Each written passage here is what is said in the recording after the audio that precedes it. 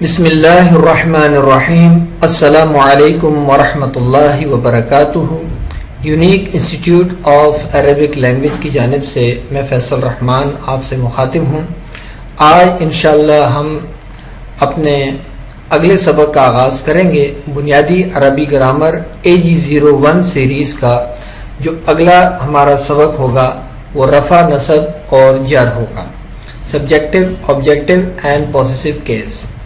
اس سبق میں انشاءاللہ ہم آج جس چیز کو پڑھنے والے ہیں اس کو تھوڑا سا ہم یہاں پر ایک تھیوری کی ذریعے سے سمجھیں گے کہ کسی بھی اسم کی تین حالتیں ہوا کرتی ہیں. ایک عمومی حالت ہوتی ہے، دوسرے جب اس اسم پر کوئی کام کیا جائے، اور تیسرے جب کوئی چیز اس سے متعلق ہو. مثال کے طور پر کتاب کو لے لیجئے. اپنی عام حالت میں یہ کتاب ہی ہے، یہ اس کی پہلی حالت ہے، یعنی بائی ڈیفالٹ جو اس کی حالت ہے وہ پہلی حالت ہے. اگر کسی نے اس کتاب پر کوئی کام کیا ہے، جیسے اس کتاب کو پڑھا ہے، تو یہ اس کتاب کی دوسری حالت ہے. اب اس چیز کو مزید سمجھیں اس طرح کہ اگر اس کتاب کے ساتھ کسی چیز کا تعلق قائم کیا گیا ہے تو پھر یہ اس کی تیسری حالت ہے. اردو میں ان تینوں حالتوں کو بیان کرنے کا طریقہ یہ ہے کہ عمومی حالت میں کسی اسم کو اکیلا ہی بیان کیا جاتا ہے، دوسری حالت میں اس کے ساتھ کو کا اضافہ کر دیا جاتا ہے، تیسری حالت میں اس کے ساتھ کا، کی، کے وغیرہ کا اضافہ کر دیا جاتا ہے. مثلا پہلی حالت میں یہ کتاب ہی ہوگی، دوسری حالت میں کتاب کو پڑھا، اور تیسری حالت میں عبداللہ کی کتاب. یعنی یہاں پر صرف اس ایک کتاب کے ذریعے سے اس کی تین حالتوں کو بیان کر دیا گیا ہے. پہلے فرض کیجئے کتاب رکھی ہوئی ہے اس کے سامنے، ٹھیک ہے نا. اب اس کے بعد کوئی آیا، اس نے اس کتاب کو کھولا اور اس کتاب کو پڑھا. اب اس کے بعد تیسرا ایک بندہ آیا جس کا نام عبداللہ ہے، اس نے یہ کہا کہ یہ میری کتاب ہے، تو ہم یہ کہیں گے یہ عبداللہ کی کتاب. تو اس ایک اسم کی، اس ایک کتاب کی تین حالتیں ہو گئیں. عربی میں کسی اسم کی مختلف حالتوں کو بیان کرنے کا اس کا جو طریقہ کار ہے کچھ مختلف ہے. اب چونکہ یہاں پر تھوڑا سا آپ اس چیز کو سمجھ لیں کہ عربی میں جملوں کی بنسبت، یعنی اردو کے جملوں کی بنسبت جس طرح اردو میں کو، کا، کی، کے کا اضافہ ہو جاتا ہے، عربی میں اس طرح نہیں ہوتا. عربی میں کیا ہوتا ہے کہ اگر اسم واحد ہو تو اس کی پہلی حالت کو ظاہر کرنے کے لیے اس اسم کے آخری حرف پر عموماً ضمہ پیش لگا دی جاتی ہے. یعنی وہ کتاب رکھی ہوئی ہے، ٹیبل کے اوپر رکھی ہوئی ہے، تو اس کتاب کے اوپر سمجھ لیجئے ضمہ لگا ہوا ہے، اور ضمہ جو ہے یہ اصطلاح ہے پیش کی. دوسری حالت کے لیے فتحہ، زبر، اور تیسری حالت کے لیے کسرہ، زیر لگا دی جاتی ہے. دوسری حالت کیا ہے؟ دوسری حالت یہ ہے کہ ایک شخص آیا، اس نے کتاب کو کھولا اور کتاب کو پڑھا، تو یہ اس کی دوسری حالت ہے، اس کے اوپر زبر آ رہا ہے. اور پھر تیسری حالت کے لیے کسرہ، عبداللہ آیا اور اس نے یہ کہا کہ یہ میری کتاب ہے، تو ہم کہیں گے عبداللہ کی کتاب. اب اس کتاب کے نیچے زیر لگ جائے گا. تو پہلی حالت کو رفع، دوسری حالت کو نصب اور تیسری کو جر. تو یہ جو پوائنٹ ہیں، یہ تینوں پوائنٹ آپ نوٹ کر لیجئے. ان تینوں پوائنٹ کو آپ جب نوٹ کریں گے تو آپ کے سامنے یہ چیز جو ہے، جو چارٹ بنا ہوا ہے، یہ آپ کے سامنے آ جائے گا. یہ دیکھیے، اسم، ناؤن، حسن الوالد کتاب. اب رفع یہ پہلی حالت ہے، حسن الوالد کتاب. اب یہ جو حالت آپ کو اس کالم میں نظر آ رہی ہے، یہ ان اسماء کی پہلی حالت ہے جو کہ رفع سے یعنی پیش سے ظاہر ہو رہی ہے. اب یہ حسن جو ہے وہ سمجھ لیں کہ کسی شخص کا نام ہے یا صفت ہے، تو وہ کھڑا ہوا ہے اور اپنی جگہ پہ رکا ہوا ہے، تو ہم اس کو کہیں گے حسن. اچھا، یا اس کا نام حسن ہے تو ہم حسن نام کہیں گے، اس کو پکاریں گے. اب اس کے پاس جب آیا تو اس نے اس حسن کو کچھ پیسے دیے، تو ہم کہیں گے حسن کو پیسے دیے گئے، تو اس کو ہم اس طریقے سے زبر والی حالت سے ہم اس کو ظاہر کریں گے. ہم اس کو زبر والی حالت سے ظاہر کریں گے. اب اسی طرح جب تیسری حالت آ جاتی ہے حسن، تو یہ حالت جری ہے، یہ اضافت والی حالت آ جائے گی، جس کے ذریعے سے ہم اس کی کوئی نسبت دے دیں گے کہ حسن کے ساتھ، حسن کے متعلق حسن سے گفتگو ہوئی یا حسن سے بات ہوئی، تو اس طرح سے یہ اس کی تیسری حالت کو یہاں پر بیان ہو جائے گا۔ تو یہاں دیکھیے آپ کہ یہاں پر کو لگا تھا، یہاں پہ کی، کے، کا، یہ تین جو حروف ہیں اس کو ہم نے ان کے ساتھ لگا دیا۔ بہرحال مختصراً یہ ہے کہ نصب جو ہے یہ مفعولی حالت ہے، اور یہ جو ہوتا ہے یہ جری حالت ہے، اور رفع جو ہوتا ہے یہ فاعلی حالت ہوتا ہے، کسی کام کو کرنے والی حالت کو کہتے ہیں۔ تو اب ان تینوں چیزوں کو آپ نے نوٹ کر لیا ہوگا۔ اب یہاں پر دیکھیے، نوٹ کیجئے کہ حالت نصب میں دو زبر کے بعد ایک الف کا اضافہ کر دیا گیا ہے۔ یہ دیکھیے کہ یہاں پر ایک الف کا اضافہ ہو گیا ہے۔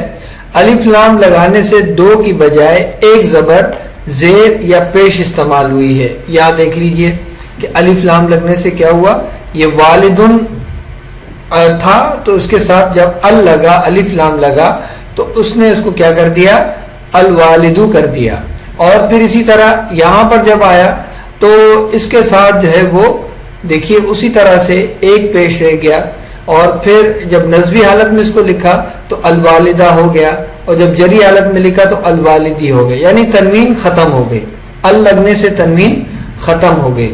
تو اب اس کے بعد یہاں پر یہ جو بتایا جا رہا ہے کہ دو زبر کے بعد ایک الف کا اضافہ کر دیا گیا، تو وہ یہ چیز ہے، یہ والی دیکھیے جب نصب میں لکھا ہے تو حسن آیا تھا تو اس کے ساتھ دو زبر کا اضافہ کر دیا۔ اب اس کے بعد الف لام لگانے سے دو کے بجائے ایک زبر زیر یا پیش استعمال ہوئی، تو وہ یہ ان تینوں میں یہ مثال آپ کو مل جائے گی۔ پھر اس کے بعد کتاب، یہاں یہ اصول بھی یاد کر لیجئے کہ عربی میں استثنائی طور پر چند اسم ایسے ہیں جن کے اعراب تبدیل نہیں ہوا کرتے۔ آپ وقت کے ساتھ ساتھ ان اسماء کو سیکھ لیں گے، انہیں مبنی کہا جاتا ہے، یعنی وہ یہ تینوں حالتوں میں ایک جیسے ہی رہیں گے۔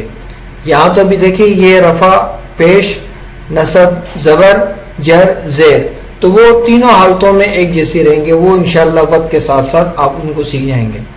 بعض اسم ایسے ہوتے ہیں جن کے حالت نصب اور جر ایک جیسی ہوتی ہے، جیسے یہاں پر نصب اور جر ہے، وہ ان کی ایک ہی حالت ہوگی، انہیں بھی آپ انشاءاللہ وقت کے ساتھ دیکھیں گے، اور انہیں غیر منصرف اسماء کہتے ہیں، ان پر تنوین بھی نہیں آتی۔ تو امید کرتا ہوں کہ یہ چیز آپ کو سمجھ میں آ گئی ہوگی۔ صرف آپ نے جو پوائنٹ نوٹ کرنا ہے، رفع، پیش، نصب، زبر، جر، زیر، یہ تین پوائنٹ آپ نوٹ کریں گے تو پھر ہم اگلے صفحے پر جاتے ہیں، اس کی مشق کو دیکھتے ہیں کہ مشق کیسے ہوگی۔ تو اب یہاں پر آپ اپنی صلاحیت کا امتحان لیں گے، جو چیز آپ نے پیچھے سیکھ لی ہے اب اس کو آپ یہاں پر اپلائی کریں گے۔ جیسے ہم نے لکھ دیا محمدن، کیونکہ ہم نے یہ سیکھا ہے کہ اس کے اوپر دو زبر آئیں گے، نصب، زبر، اور یہاں پر محمد دن ڈال کے نیچے دو زیر آ جائیں گے، تو یہ محمد کی جو ہے نصبی حالت ہے اور یہ جری حالت ہے، یعنی اس اسم کی، اور پھر اس کے ساتھ ساتھ صلی اللہ علیہ وسلم، محمد صلی اللہ علیہ وسلم، یہ لازمی پڑھ لیا کریں، کیونکہ اللہ کے رسول صلی اللہ علیہ وسلم کا جب نام آ جائے تو اس کو یعنی آپ سنتے ہی آپ صلاۃ و سلام پڑھ لیا کریں، یہ بہت ضروری چیز ہے، اس کی بہت تاکید کی گئی ہے۔ تو اب یہاں پر دیکھ لیجئے نصب کے ساتھ دو زبر اور جر کے ساتھ دو زیر لگ گئے۔ اب اسی طرح رسول میں نصب کے ساتھ رسولن ہو جائے گا، یہاں دیکھیے رسولن، یعنی یہاں پر ہم نے دو زبر لگا دیے اور ایک الف کا اضافہ کر دیا۔ تو ایک الف کا اضافہ کن کن کے ساتھ ہوگا؟ یہ جتنے بھی آ رہے ہیں بغیر لام تعریف والے اور بغیر تا والے، بغیر لام تعریف اور بغیر تا والے، پہلا یہ ہے، دوسرا یہ ہے، اور یہ لام تعریف اس کے ساتھ الف نہیں آئے گا، اس کے ساتھ آئے گا، اس کے ساتھ بھی نہیں آئے گا، اور اس کے ساتھ بھی نہیں آئے گا، اس کے ساتھ بھی نہیں، اس کے ساتھ بھی نہیں، کیونکہ تا آ رہا ہے، اس کے ساتھ بھی نہیں، ہاں اس کے ساتھ آئے گا، اس کے ساتھ آئے گا، یہ اس کے ساتھ نہیں آئے گا کیونکہ الف لام لگا ہوا ہے، یہاں حمزہ ہے، اس کے ساتھ بھی نہیں آئے گا۔ تو اس طرح سے آپ یہ نوٹ کر لیں کہ جس اسم کے ساتھ لام تعریف نہیں ہے اور جس اسم کے آخر میں تائے تانیث نہیں ہے ان کے ساتھ جو ہے الف نہیں آئے گا. تو آپ اس مشق کو اس طرح سے کر سکتے ہیں. آیا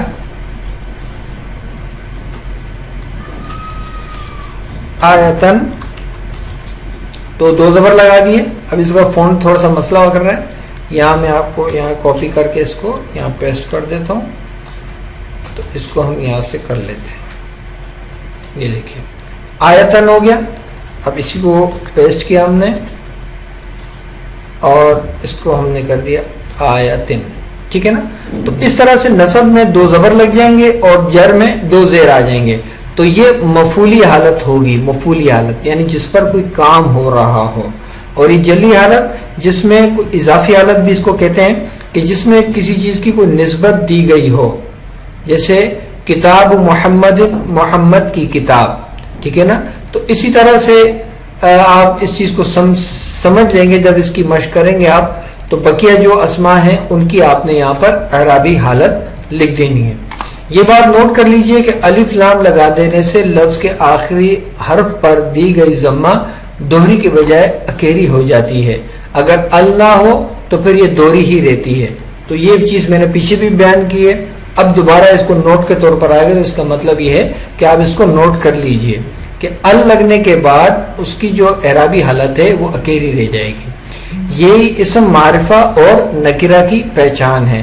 یعنی جب کسی اسم کے ساتھ ال لگ جاتا ہے تو وہ معرفہ ہو جاتا ہے. اور جیسے اب یہ بنتن ہے تو یہ نکرہ ہے. یہ کسی بھی لڑکی کا نام, کوئی لڑکی کوئی بھی بیٹی. ٹھیک ہے نا. تو جب اس کے ساتھ ال لگ گیا تو اب یہ معرفہ ہو گیا, اب یہ خاص ہو گیا, مخصوص لڑکی یا بیٹی.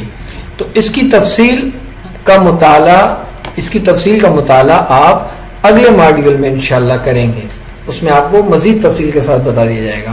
تو امید کرتا ہوں کہ آپ کو آج کا جو یہ سبق ہے, سبق نمبر 3 رفع نصب اور جر, اس کے متعلق جو قانون ہے اس کا آپ کو علم ہو گیا ہوگا. اور اس کی جو مشق ہے وہ آپ نے اس طرح سے کرنی ہے. جب یہ آپ کر لیں گے تو اگلی کلاس سے پہلے جو ہے میں اس کا جواب آپ کو ارسال کر دوں گا انشاءاللہ. اب بنیادی عربی گرامر, بیسک عربی گرامر, عربی کا معلم, دروس اللغت العربیہ, یہ 2 کتابوں کا تذکرہ کیا گیا تھا کہ یہ ہمارے ساتھ ساتھ چلیں گے. تو اب آئیے صرف ان کو ہم ریڈنگ کرتے ہیں. یہ صرف پڑھنے کے لیے ہیں. حرف تنکیر اور حرف تعریف. الدرس الثانی.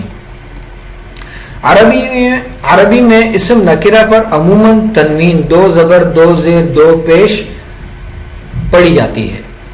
اس حالت میں اس تنوین کو حرف تنکیر سمجھا جاتا ہے. یہاں پر دیکھیے یہ حوالہ لکھا ہوا ہے جیسا کہ انگریزی میں اے ہے اور پھر اس کے بعد اردو میں اس کا ترجمہ کوئی ایک یا کچھ کیا جاتا ہے. جیسے رجل کوئی ایک مرد یا ایک مرد, ماؤن کچھ پانی, مگر ہر جگہ تنوین کا ترجمہ کرنے کی ضرورت نہیں. تنبیہ, بعض اوقات اسم علم پر بھی تنوین آتی ہے جیسے محمد, عمر, زید وغیرہ. ایسی صورت میں تنوین کو حرف تنکیر نہ سمجھے. یہ سمجھایا جا رہا ہے کہ جس اسم پر تنوین آتی ہے وہ عموماً نکرہ ہوتا ہے, لیکن اسم علم جو ہوتے ہیں وہ جیسے محمد, عمر, زید, یہ معرفہ کی ایک قسم ہے. تو اسی طرح عربی کا حرف تعریف ہے جیسے جسے لام تعریف بھی کہتے ہیں. لام تعریف کسی اسم نکرہ پر داخل ہو تو وہ معرفہ ہو جاتا ہے اور اسے معرف باللام, لام کے ذریعے معرفہ بنایا ہوا کہتے ہیں. چنانچہ فرسن کوئی ایک گھوڑا اسم نکرہ ہے اور الفرس مخصوص گھوڑا اسم معرفہ ہے. تو فرس نکرہ تھا, ال لگانے کے بعد اس کو معرفہ کر دیا. تنوین والے لفظ پر ال داخل ہو تو تنوین ساقط ہو جاتی ہے. چنانچہ اوپر کی مثال سے تم سمجھ سکتے ہو. یہاں جو مثال ہے فرسن, جب اس پر ال لگا تو یہ تنوین ختم ہو گئی. معرف باللام کے ما قبل کوئی لفظ آئے تو اسے ال کے لام میں ملا کر پڑھنا چاہیے, یعنی وہ ساقط ہو جائے گا. اس وقت ال کا حمزہ جسے حمزۃ الوصل الف واو یا کہتے ہیں تلفظ سے ساقط ہو جائے گا. جیسے باب البیتی گھر کا دروازہ, یہاں باب البیتی، باب البیتی پڑھنا غلط ہوگا، یہ حمزہ ساقط ہو جائے گا. تنبیہ، لام تعریف سے پہلے حرف ساکن ہو تو ساکن کو عموماً زیر لگا کر ملا دیتے ہیں، مگر من کو زبر دیا جاتا ہے. جیسے عن کو عن البیتی، عن کے اوپر جزم ہے، جب اس کو ملا کر پڑھیں گے تو زیر آ جائے گی، عن البیت ہو جائے گا گھر سے. اور من کو من البیتی، یعنی عن کے نون کے نیچے زیر اور من کے نون کے اوپر زبر آئے گا. جب تنوین والا لفظ معرف باللام کے ماقبل ہو تو نون تنوین کو کسرہ دے کر لام کے ساتھ ملا کر پڑھیں گے. جیسے زیدن، یہ دیکھیے نون ساکن ہے، جو اس کی آواز آ رہی ہے، نون کی آواز آ رہی ہے، کے بعد العالم ہو تو پڑھیں گے زیدن العالم، علم والا زید.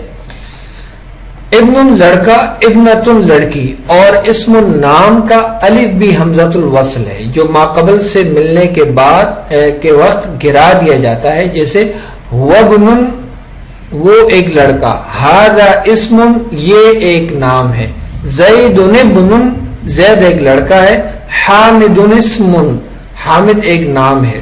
اس طرح سے آپ نے اس کی صرف ریڈنگ کرنی ہے. آپ کو اگر یہ کوئی چیز سمجھ میں آ رہی ہے یا نہیں آ رہی ہے تو اس کا فائدہ یہ ہے کہ یہ آپ کے شعور میں ضرور جا رہی ہے، اس کا یہ انشاءاللہ ضرور فائدہ ہوگا. ابن اور اسم پر ال داخل ہو تو ال کے لام کو زیر لگا کر با ساکن اور سی ساکن میں ملا کر پڑھو. جیسے الابن کو الابن، یہاں دیکھیے کس طرح سے با ساکن کو ملا کر پڑھا، الابن، اور الاسم کو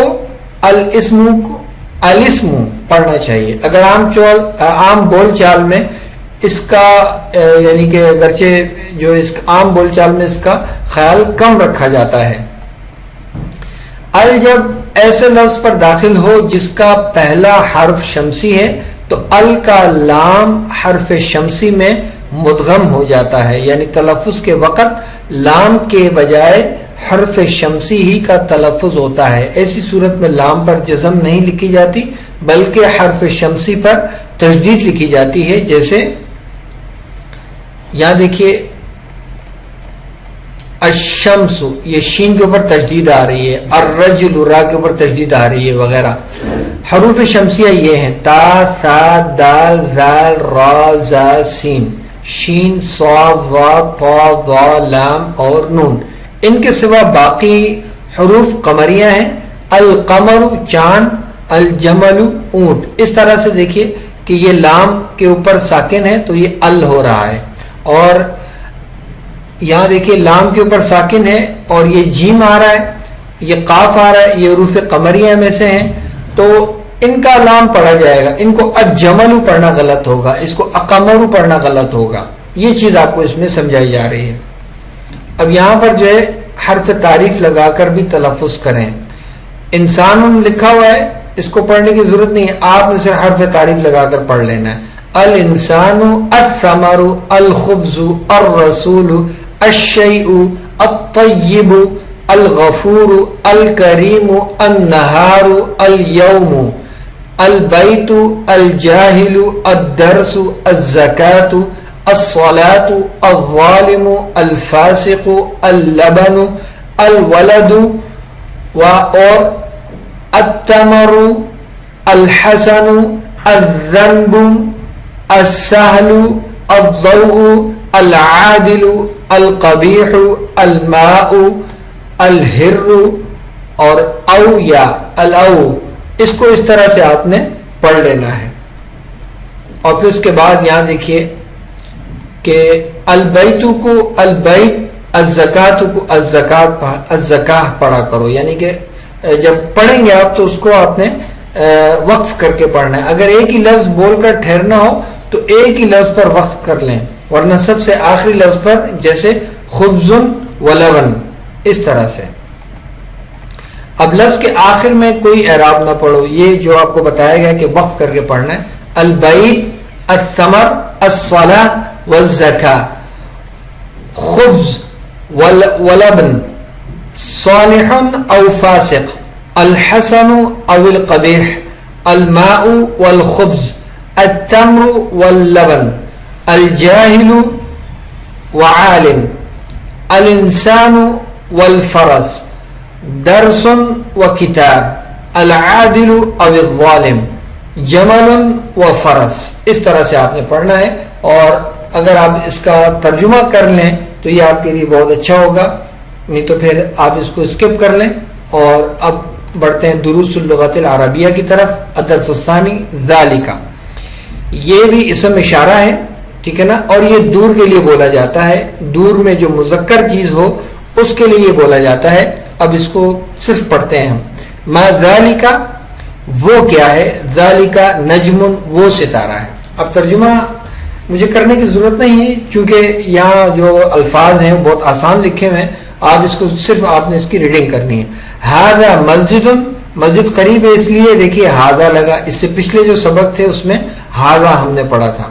ھذا مسجد، یہ مسجد ہے. وذالک بیت، اور وہ گھر ہے. ھذا حصان، یہ گھوڑا ہے.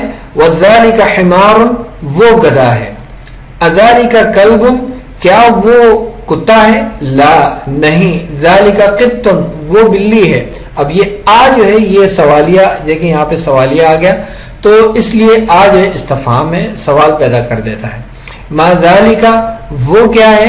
ذالک سریر، وہ پلنگ ہے. اسی طرح من بھی سوالیہ دیکھیں. من ھذا و من ذالک، یہ دو اشخاص کے بارے میں پوچھا جا رہا ہے. ھذا مدرس، یہ قریب ہے اس کے، اس لیے اس کے لیے اشارہ کون سا لگا؟ ھذا کا لگا. اور ذالک امام، اور امام دور ہے تو اس کے لیے ذالک کا اشارہ لگا. ھذا مدرس، یہ استاد ہے. وذالک امام، اور وہ امام ہے. ما ذالک، وہ کیا چیز ہے؟ ذالک حجر، وہ پتھر ہے. ھذا سکر وذالک لبن، یہ چینی ہے اور وہ دودھ ہے. اب اس کو آپ چاہیں تو پڑھ لیں. ھذا سکر وذالک لبن من ذالک، ذالک امام. اذالک قط لا ذالک کلب ما ھذا ھذا حجر. اس سے یہ ہوگا انشاءاللہ آپ کو جملوں کے متعلق اس کی ترکیب، اس کی ترتیب کے بارے میں بخوبی واقفیت ہوتی چلے گی کہ جملے بنتے کیسے ہیں، کس طرح سے ان کو پڑھنے کا اور لکھنے کا جو انداز ہوتا ہے وہ کیسے ہوتا ہے، اور کس طرح سے ایک قریب کی چیز اور ایک دور کی چیز ہے اس کے لیے کیا اشارے ہیں، کس طرح سے استعمال ہوتے ہیں. اس سے یہ انشاءاللہ آپ کو فائدہ ہوگا. اب آئیے بنیادی عربی ٹیکسٹ 8001 کی سیریز کا جو سبق نمبر 3 ہے، نیکی کیا ہے. اس سبق سے ہم انشاءاللہ قرآن مجید کے منتخب مقامات، منتخب احادیث مبارکہ اور عربی میں لکھنے والے اہل علم کی کتب کے اقتباسات پیش کریں گے.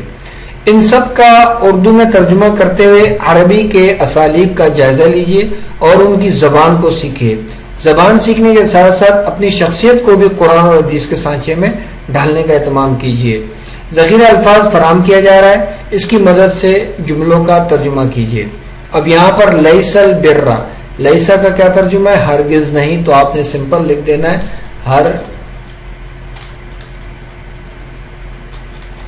ہرگز نہیں، ٹھیک ہے نا. البر، نیکی. اب اس کے بعد ولکن البر، وا کا ترجمہ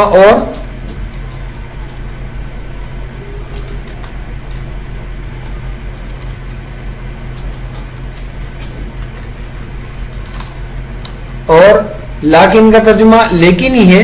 اب یہاں پر لکھا ہوا یہ دیکھیے، یہ آپ کے سامنے ہے. لیکن، لیکن یا بلکہ، اور لیکن یا پھر آپ اس کو بلکہ کر دیں گے، دونوں آپ کر کے دیکھیں. اور پھر اس کے بعد البر، نیکی. تو اب آپ اس کو آپ سیٹ کیسے کریں گے؟ اب یہاں دیکھیے ہرگز نیکی یہ لکھا ہوا ہے آپ کے سامنے. اب اس کو آپ کریں گے نیکی ہرگز یہ نہیں ہے، ٹھیک ہے نا، اور بلکہ نیکی یہ ہے. اس طرح سے آپ اس کو سیٹ کر سکتے ہیں. اور پھر اس کے ساتھ ساتھ یہاں پر بھی آپ کر لیں. ان کا ترجمہ لکھا ہوا ہے کہ، تولو کا ترجمہ لکھا ہوا ہے یہ تم پھیر لو، طرف کر لو. وجوہکم کا ترجمہ لکھا ہوا ہے. وجوہکم میں دیکھیں دو چیزیں ہیں، ایک کم ہے اور ایک وجوہ ہے. دو الفاظ وجوہ چہرے، یہ وجہن کی جمع ہے. جس کا معنی ہے چہرہ. کم تمہارے، کم کے معنی تمہارے، مجموعی معنی تمہارے چہرے. تو اس طرح سے آپ اس کو کر لیں گے اور یہ آج کا اصول بھی آپ پڑھ لیجئے گا. اب اس کے بعد اگلی جو صفحہ ہے اس پہ ہم بڑھتے ہیں. یہاں دیکھیے یہاں پر اسی چیز کو مزید قرآنی آیات کی عبارتیں ہیں. اس میں آپ من کا ترجمہ آپ لکھیں گے جو آمنا ایمان لایا باللہ اللہ پر. اب یہاں لکھا ہوا ہے یہ تفصیل بھی ہے، اس کو بھی آپ پڑھ سکتے ہیں ساتھ میں. بی کا ترجمہ صورتحال کے مطابق کیا جاتا ہے. زیادہ تر اس کا ترجمہ سے کیا جاتا ہے، لیکن موقع کی مناسبت سے دوسرے حروف میں بھی ترجمہ کیا جا سکتا ہے. وہ انشاءاللہ وقت کے ساتھ ساتھ آپ کو پتہ چل جائے گا، اس کے بارے میں آگاہی موصول ہوتی جائے گی انشاءاللہ. تو اس کو آپ نے اس طرح سے کر لینا ہے، من جو آمنا ایمان لایا باللہ اللہ پر. اب یہاں پہ ترجمہ جو کر رہے ہیں وہ پر کر رہے ہیں، ٹھیک ہے نا، سے کے بجائے اس کا ترجمہ پر کیا جا رہا ہے. والیوم الآخری اور آخرت کے دن پر، والملائکتی اور فرشتوں پر، والکتابی اور کتاب پر، والنبیین اور نبیوں پر. اب یہ اس بی کی وجہ سے پر ترجمہ سب کے ساتھ کیا جا رہا ہے، تو آپ نے اس کے سب کے ساتھ یہ ترجمہ کر دینا ہے. پھر اس کو بھی اسی طرح کرنا ہے. اور اب ہم آگے بڑھتے ہیں اگلے صفحے کی طرف. اگلے صفحے میں ہمارے لیے کیا ہے، وہی سبق نمبر 3 ہی نیکی کیا ہے یہ چل رہا ہے. اور یہ 3 باکس ایک ساتھ آ گئے، اس کو بھی پڑھ لیجئے گا، مشکل الفاظ کے معنی دیکھ لیجئے گا.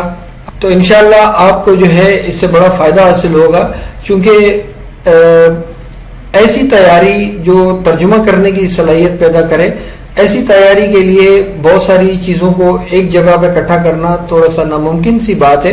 لیکن آپ کی سہولت کے لیے ایک ویڈیو لیکچر اور پھر تھوڑا سا آپ کو گائیڈنس ملتی ہے، پھر الفاظ معنی مل جاتے ہیں، اور پھر اس کے بعد آپ کے ترجمے کی تصدیق کے لیے آپ کو جوابی پرچہ بھی دیا جاتا ہے. تو یہ سلسلہ اگر آپ اس کے ساتھ جڑے رہیں گے اور انشاءاللہ رفتہ رفتہ یہ کام بھی آپ کا بڑھتا جائے گا، تاکہ آپ کے لکھنے کی جو سکلز ہیں ترجمے کے وہ انشاءاللہ ساتھ ساتھ بڑھتے جائیں گے. تو امید کرتا ہوں کہ آج کا جو سبق ہے وہ آپ کو سمجھ میں آیا ہوگا اور اس کی آپ پریکٹس کریں گے اور اس کو اچھی طرح سے جو ہے سمجھنے کی کوشش کریں گے. اور اگر کوئی سوال کرنا ہو تو آپ ضرور کیجئے، انشاءاللہ میں کوشش کروں گا کہ آپ کو جواب دوں اور مطمئن کروں. السلام علیکم ورحمۃ اللہ وبرکاتہ.